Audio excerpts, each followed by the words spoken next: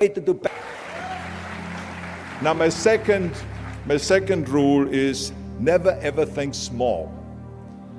If you're going to accomplish anything, you have to think big. You have to go and shoot for the stars. The biggest challenge most people have is because they think small.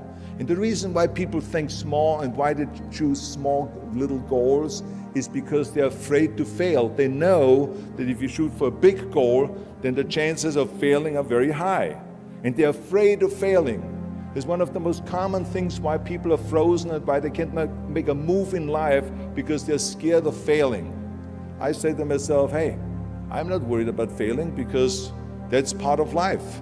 You're not gonna go and win everything. And how far can you fall? Look at this, this is the ground. That's as far as I can fall.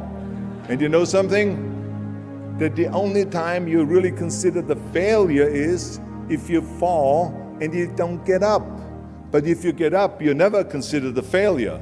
So I never considered myself a failure. I always considered myself a winner, even though I fell every so often. But I always got up and I always moved forward. This is the important thing. I never had any patience, of course, for thinking small, because in German we have a saying, wenn schon, denn schon. And that means that if you do something, then go all out and do it well. And this was not just the case in bodybuilding. I didn't just want to be a bodybuilding champion. I wanted to be the greatest bodybuilder of all times. I wanted to have the most muscle, the most muscle of all times, the most definition. I wanted to win the most trophies, the most world championship titles. I just wanted to be the best. And the same is also in movies. I didn't just think about being in movies. No, I wanted to be a movie star. I wanted to have above the title billing. I wanted to become the highest paid entertainer. I basically wanted to be another John Wayne. What's wrong with that?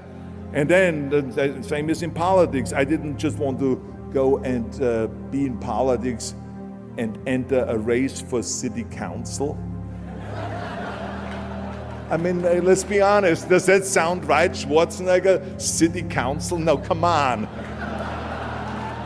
Not even Schwarzenegger and mayor, no. It had to be Schwarzenegger running for governor, but not just any governor, but governor of the greatest state in the United States, of California.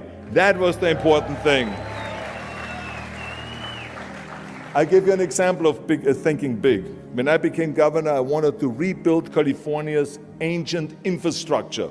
You see, America has been living off infrastructure that was built in the 50s and 60s, and it drives me absolutely insane that America hasn't started rebuilding that infrastructure.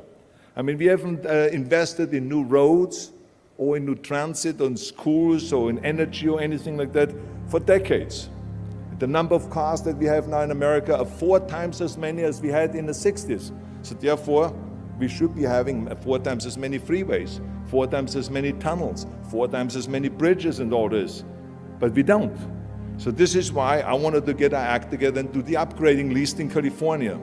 So when I talk about infrastructure, I didn't really want to just fix roads and fix and close some holes on the roads. I wanted to build massive freeways on top of freeways. I wanted to build the first high-speed rail in the United States. I wanted to build more bridges and more tunnels, more on-ramps and off-ramps. I wanted to see literally cranes everywhere. Well, there was no excuse for Californians to get stuck in traffic, and there was no excuse really to send your kids in overcrowded classrooms in schools, and there was also no excuse that Los Angeles has a 100-year-old sewage system. That's shitty, I think. At first, of course, some of the legislators looked at me like I was absolutely insane when I told them this vision. They were willing to spend maybe $5 billion, which of course is petty cash in compared to what my vision was. But so some politicians, of course, had a hard time to see the big picture because they didn't really ever travel outside California. So they haven't really seen big infrastructure. They haven't really seen big infrastructure all over the United States, or maybe in Asia, in China, or in Korea, or in Brazil, or in European countries, or here in Australia, maybe.